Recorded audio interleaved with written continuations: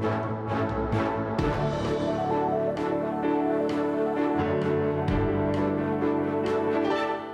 and welcome to the Tron Church Talking About podcast, the first one for a while. We've had a bit of a break and it's been a lot of clamouring. People have been asking me, when's it coming back? So we're back. My name's Fraser Nicholson and I'm here today with Josh Johnston, and we're going to talk through the sermons which we heard together on Sunday. And in the morning we had a sermon which was from 2 Timothy. Josh, you were preaching and speaking about some of the delights and the discouragements of the Christian life, perhaps particularly for leaders of God's people, and how that's normal, and also the goodness and the blessings of being with the Lord's people, doing Christian life together. And in the evening, we had a sermon about the fact that it's normal to have ups and downs and delights and discouragements in the Christian life. And it was, it was great that you and Phil had just coordinated that so well and planned it so carefully. We do it every week. Yep. But yeah, it's encouraging always, and helpful actually sometimes to just notice these similarities and reminders that God's word is speaking with one voice, and that there's a lot of things which complement one another.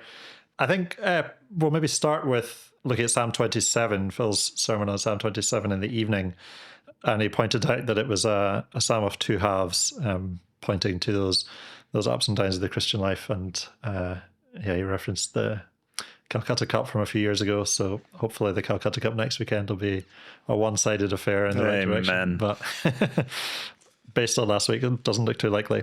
Anyway, he was again pointing out that it's normal in the Christian life to have ups and downs, to have encouragements, also discouragements, and it kind of got me thinking. It's I was thinking about the song "What a Friend We Have in Jesus," and there's a line in that saying, we should never be discouraged.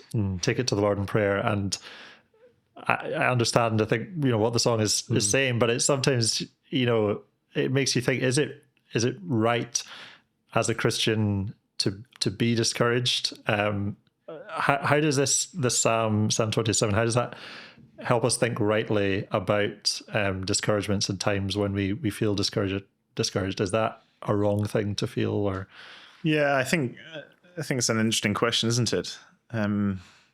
Because the Christian life will throw up things that are discouraging, but then what impact should that have? And I think, an interesting lyric. I get what you mean, and in the context of the hymn and all the rest, it makes sense. But perhaps we shall never be overcome is perhaps a helpful way to think about that. That actually, if we're expecting that we'll never face discouragement, we're probably going to be in for a big shock.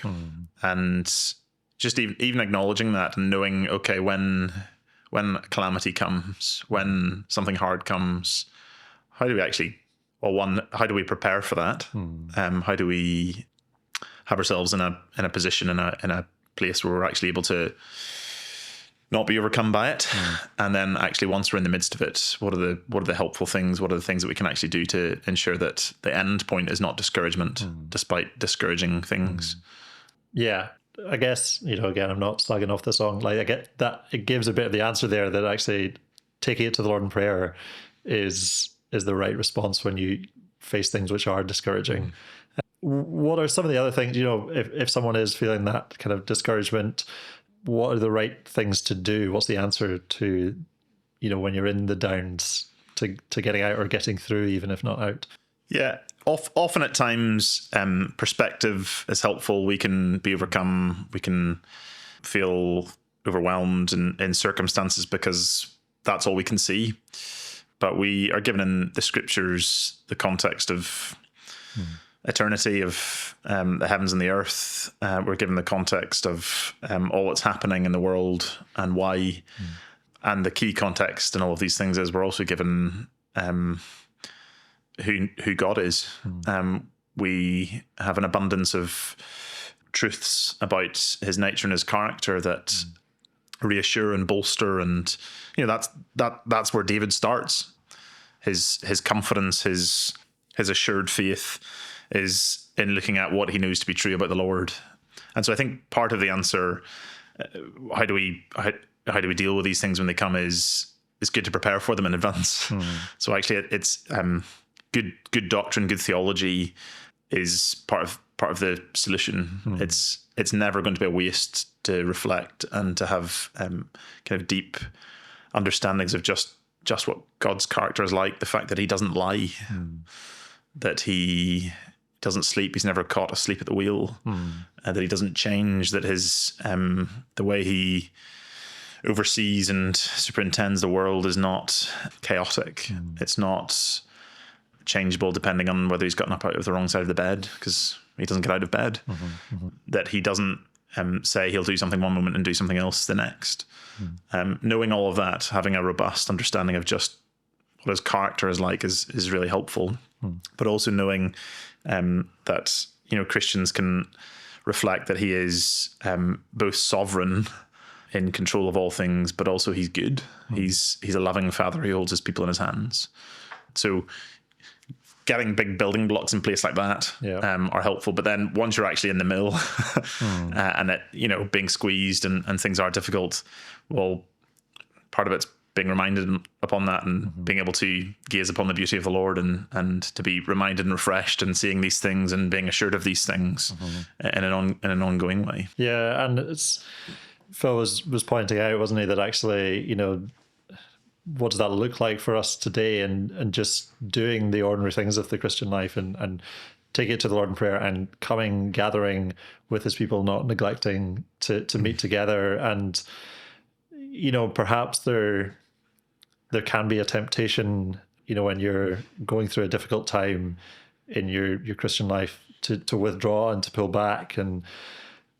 But really, David's saying the opposite here, and the answer to that is not pull back and take a season where you're having a back seat, but actually all the more, if anything, make sure you're coming out to church and you're there twice on a Sunday if you can, and you're at the prayer meeting, and even that in itself gives a bit of that perspective, and you're surrounding yourself with brothers and sisters who loved you, who are going to be able to point you in the right direction, to encourage you to keep going, and you can share your struggles. And again, like, growth groups is another great place to do that, where you're part of a smaller group where there is more relationships.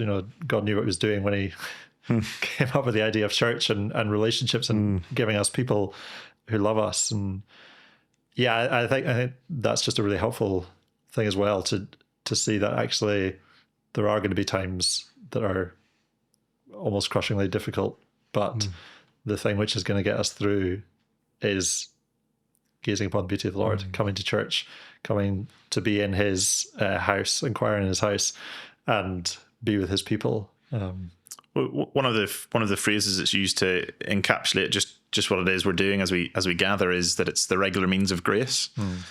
It actually is that. It's the regular means of encountering the Lord Jesus and being, fed and nourished by him. And so it's often, sometimes when we talk about, you mentioned going to church, twice on a Sunday. Sometimes when we talk about that, it can sound a bit like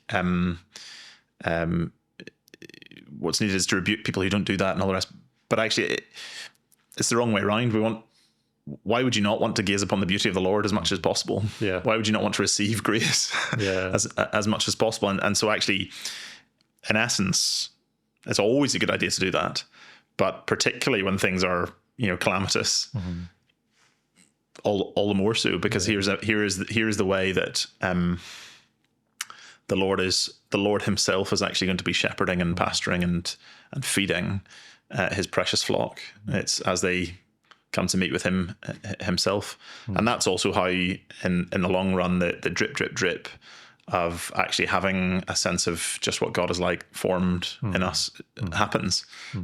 So in a sense, when it comes to all that, why wouldn't you come as much as you possibly can to gaze upon the beauty of the Lord and to dwell in his house and inquire of him? Yeah, it's a real privilege. And again, perhaps it's one of those things that we're so used to doing that we forget the joy and the privilege. And people who are in situations where they're unable to would be longing for to give anything for the opportunity to go and be able to be with Lord's people, but they're forced to be apart. And Phil said that himself. The pain of not being able to be here because of enforced circumstances is a real pain. It's a real deprivation. Yeah. It's helpful. You mentioned the importance of thinking the character of the Lord, and that sort of came up in 2 Timothy as well, wasn't it? With Paul, he speaks about he knows whom he has believed in. And there's that, Paul is going through suffering and discouragement and difficult times and has been abandoned by, all these relational issues and discouragements. But the thing which enables him to suffer as he does and not be ashamed of the gospel is because he knows whom he has believed in, not what he's believed in. So Paul, he speaks again, thinking, perspective. He mentions in this first section, this first chapter, he goes all the way back to, God's plan from before the ages began, and he's pointing all the way forwards to that day, the last day, which is always in view in Paul's theology. How does that help as well? Why is it important to keep that big picture of God's entire plan for salvation history, and how does that help us?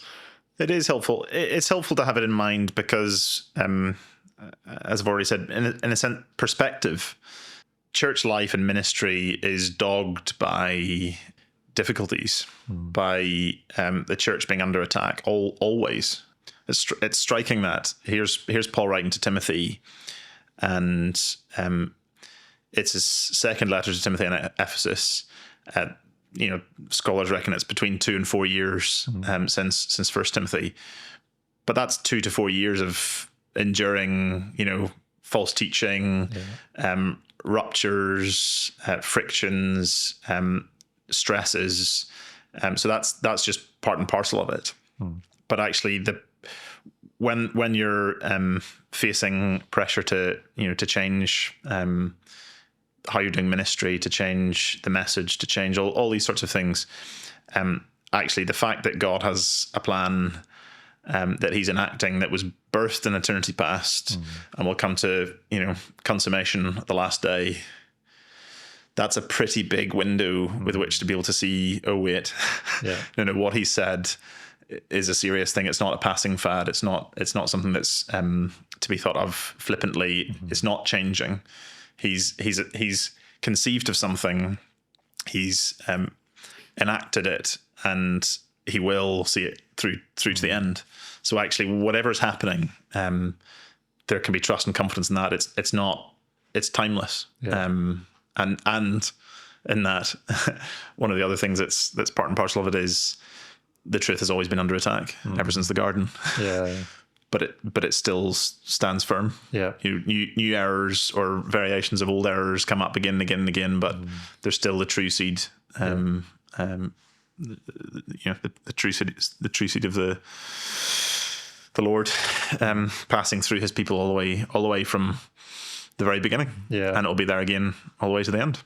And it's really encouraging in a sense that, like, the hard graft that doesn't often or always feel gratifying. It is full of discouragements. There are relational difficulties. God is graciously using us in this big picture purpose. I mean, we see something of that in Timothy's life. Timothy is a prominent figure in the church, and he is leading the church, and there's all the associated struggles of that. But Paul also points to, remember your mother who taught you these things, and your grandmother. And there's that just beautiful picture of the interaction between the small family relationships and the things which seem like small things interacting with God's, plan for the whole of his creation. So how can that encourage us, maybe parents who are, struggling with trying to get through reading the Bible and praying with their kids, or people who are thinking about inviting friends to church? How can that encourage people in that? Yeah, I think great question. It's so interesting. We have Lois and Eunice here, and that's not a small thing whatsoever. The ministry of the mother or the grandmother is no small thing. You know, we live in a world where feminism has attacked the whole idea of motherhood and child rearing, and it's all, that's been so unhelpful and toxic that actually it's a, you know, one of the greatest privileges and treasures and all the rest that there is to be able to have children, bring them up in the Lord. But it's interesting in 2 Timothy chapter 3, when Paul's listing lots of the sort of characteristics of the kind of rogue pattern of ministry, smack bang in the middle of it, he says, you know, that people will be lovers of self, lovers of money, proud, arrogant, abusive, ungrateful, unholy, heartless, unappeasable, slanderous, without self-control, brutal, not loving good, treacherous, reckless, soul and conceit, lovers of pleasure rather than lovers of God. But I've missed out the middle one there. Disobedient to their parents. So actually, for Paul here, it's a big deal in how he's trying to help and minister to Timothy, that actually what's been passed on from mother to child, from grandmother to mother to child, is more important than anything in the world.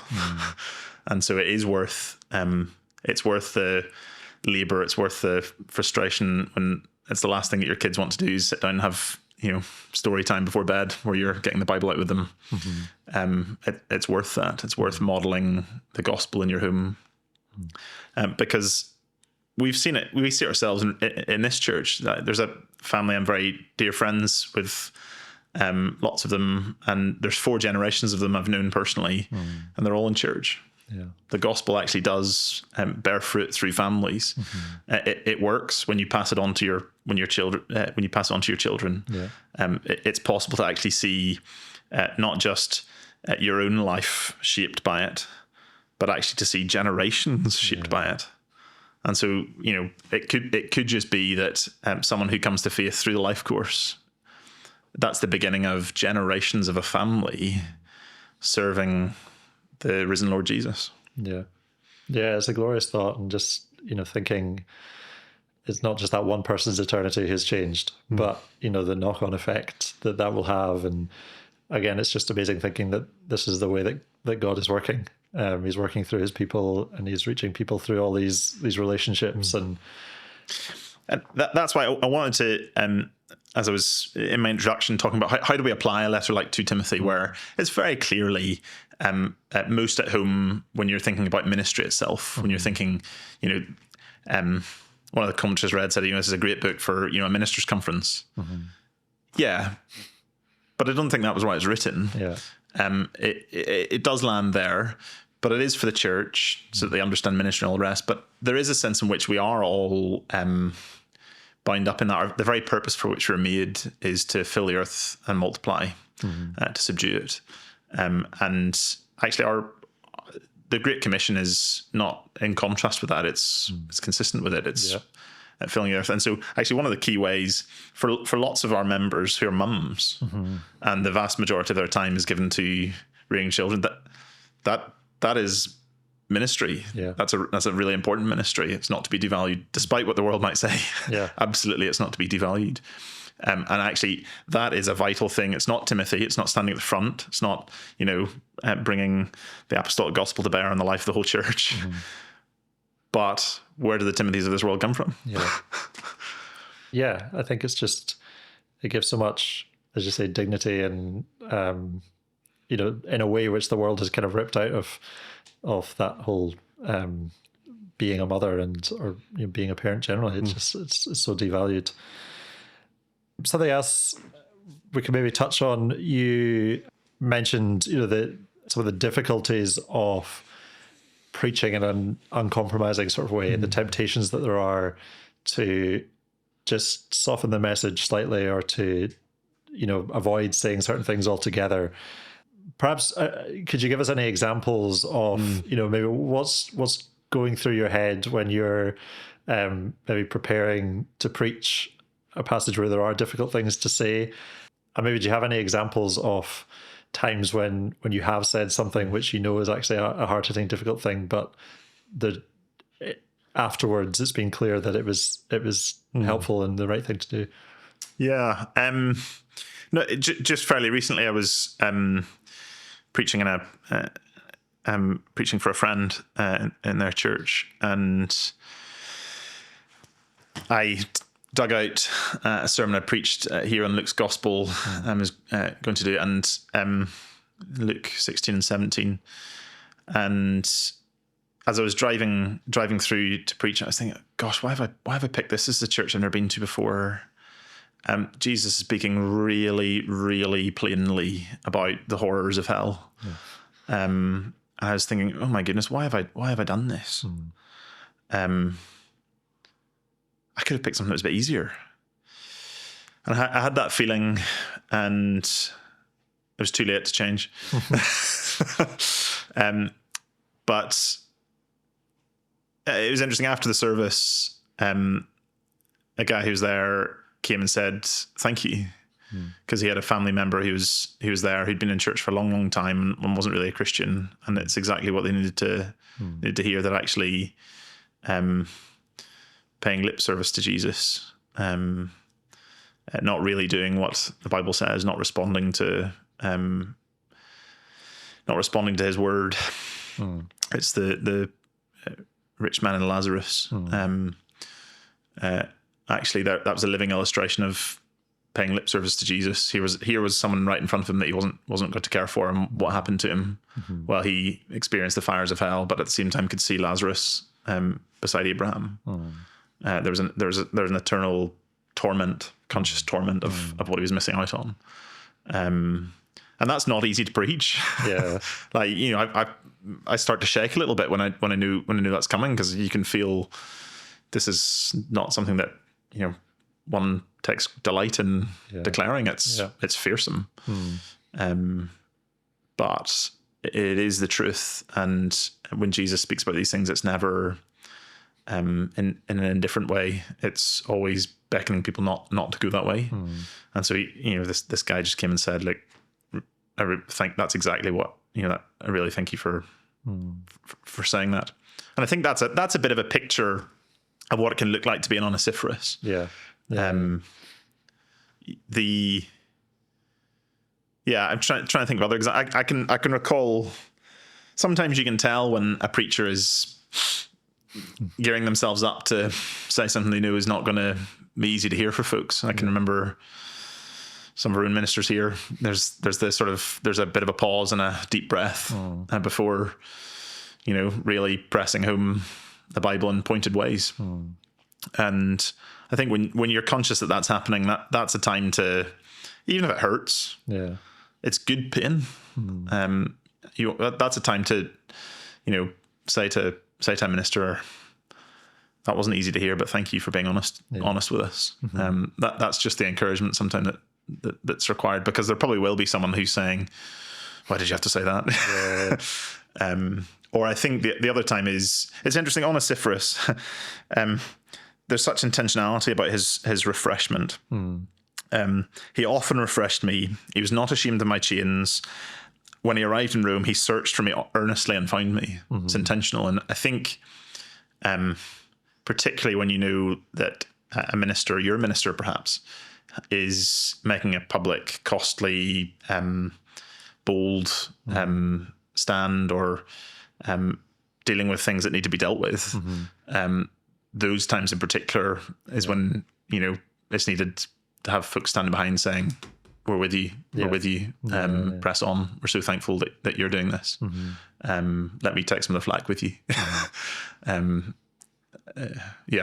are loads of examples of people here in this church as well who do that, and I can think of times when I've been preaching, and there's always people who will just encourage you, and it's not a big thing, they're not, but it's just a little word, or a text message after, or whatever it might be, and it is just so encouraging, because it's not easy. And I've been there myself, where I've looking down at my script, and I know that there's something coming which you're like, I could just skip over that paragraph and not say this, or I could just reword it, or and there is that temptation which hits just even at the moment when you're about to say it, and it's so I think it's something we could all do, is you try and be like Onesiphorus, be refreshers, and encourage one another. And I think the other thing maybe just is that when you're preaching something which is difficult, and you're often preaching it to yourself as well, and you often feel it more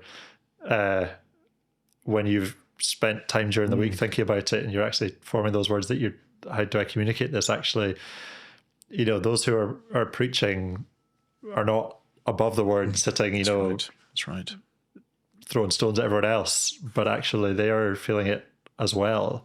There would be a problem if they weren't, and it's not easy, but we are grateful for those who are committed to do it, and for the heritage that we've had of people willing to do that for years and years. But I think that this whole area also just illustrates this. It's one of the things that's so obvious in 2 Timothy as you read it. There's just names everywhere. It's so it's full of people, and actually that in itself is a picture of ministry. It's involving people, and there's a member in our congregation who repeatedly says to me he's found the perfect church for me. To go and lead. You'd fit about 4 people in it. He said that'd be nice and straightforward. It wouldn't be too complex. I said, it's still too big. if you're looking for the church that's without any problems, 4's too big. But actually, that is the reality. Ministry is riddled with relational conflict. It's riddled with the messiness of life lived under the sun, life lived after the fall, and there's great discouragements. I'm sure lots of us can think of times when we've heard of someone who's fallen away, someone who's made a mess, someone who's not just given up the faith, but is now doing all they can to try and damage gospel witness. We can all picture that. It's we feel it. It's painful. Yeah. The person who served on the youth team with us, or the person who was in CU committee with us, or all these different things that that is painful, and it could make you almost think it's not worth it. Do want to open myself up to having to deal with the heartbreak and the disappointment of pouring years, sometimes decades into people, and then it just feels like we've been stabbed. But people are also the delight and the glory of ministry. There's few things that kind of stir a minister's heart, but actually for all of us as Christians, a few things that stir us more than seeing someone we've invested in some way, someone we're bound up with, making costly decisions to be faithful to Jesus. It stirs the heart. You delight to see here's the gospel fully formed in someone, bearing fruit. They're really now pressing on being like the Lord Jesus himself. And so that's wonderful to see. But what it means is actually it's ministry, and church is people. It's people work, and we don't need to go searching for discouragements. But what it means is actually where there's an opportunity for us to encourage. And that doesn't just, this isn't just a cry that, every time I preach, come and encourage me, please. No, actually, it's important that we actually encourage one another. If you're on a team with someone, and, your welcome team leaders needed to have, bring up something with the team that maybe hasn't been the most straightforward and all the rest. It's probably worth encouraging them afterwards and saying, I'm sure that wasn't an easy meeting to lead. So, thank you for that. And pray for one another as well. Pray for, those who are preaching. They're, it's, I don't know if I've ever been at a prayer meeting on a Wednesday night where someone hasn't prayed for the preachers, over the next month. And that, that's one of the best expressions of love and support that we can offer to those who are doing that work of preaching, isn't it? That's helpful. And that's how Paul speaks to Timothy, isn't it? He says, I remember you constantly in my prayers night and day. So actually love, meaningful love in the context of the church and ministry and all the rest. How do we foster that? How do we shape that? And actually, I think when that love is costly, all the more, how are our prayers being affected by that? It's few things bind us up, form bonds with other people quite like how we're praying for them. But then I think there's probably also some to think about in there where maybe a relationship that has been a great encouragement at one stage is not quite what it was. Maybe there's some disappointment on one side or the other. Well, what's going on with how we're praying in the midst of that as well, I think is probably a helpful thing to think about. Yeah, definitely. Okay, I think we'll maybe call it a day there. But next week, Josh, you're preaching the next section of 2 Timothy. Chapter 2, yeah. You mentioned a couple of whole letter threads. Maybe you could just give us something, like if people are reading ahead, which would be a good thing to do. What could they look out for? Yeah, things to look out for in this. Where are the overlaps with chapter 1 in this passage? There are quite a few of them, but Paul brings a different a different kind of focus on how to actually press on. Lots of illustrations used in this passage. Yep, that's helpful. And I think Willie's returning to James chapter 5. Is that right? I think so. Okay, well, we think about that. It'll be in the update email if it's not that. But thank you very much for listening, and hope you listen again next week.